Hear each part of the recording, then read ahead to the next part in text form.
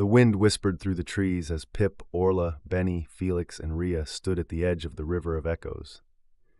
Before them stretched an extraordinary sight, a shimmering waterway that swirled in magical currents. Reflections danced upon the surface, showing fleeting glimpses of events that seemed both distant and familiar. No one spoke at first, overwhelmed by the sheer strangeness of the rippling visions and the ominous aura hanging in the air. Orla, perched on Pip's shoulder, broke the silence. "This is no ordinary river," she warned. Her wise eyes scanned the bubbling currents. The River of Echoes whispers secrets, but not always the truth. It tests your heart, planting seeds of doubt. Listen too closely, and you may lose your way. A rickety wooden bridge stood between them and the opposite shore. A gust of wind rattled its fragile planks, and Benny clutched Felix's arm nervously. But Pip, ever the curious squirrel, couldn't resist kneeling near the edge of the water, staring deep into the currents.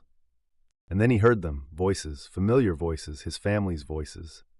"Come back, Pip," they echoed. "This journey will only end in failure." Pip stiffened, his heart sinking. The words were so clear, so real. Suddenly Benny froze, his wide eyes fixed on the water. "You'll never get anywhere," whispered a voice, cruel and taunting. "You're too clumsy. You'll ruin everything." Ria, usually calm and clever, let out a gasp. The rippling river revealed an endless maze, trapping her inside it, lost and afraid. Her paws shook as she backed away. Felix tried to brush it off, but his ears twitched as echoes of growls, deep, menacing growls, seemed to hunt him from the shadows of the river. The air felt heavy.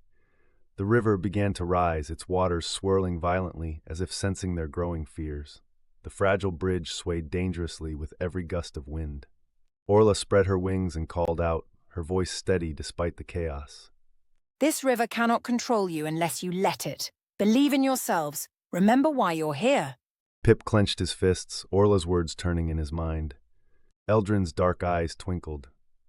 "I've been watching. Your journey to the Crystal Mountains will challenge more than your strength. The greatest treasure is not always what it seems." Before they could ask more, the turtle turned back into the mist, his words hanging in the air like a puzzle waiting to be solved. The group exchanged uncertain glances. What did Eldrin mean, and what new trials awaited them on the path ahead?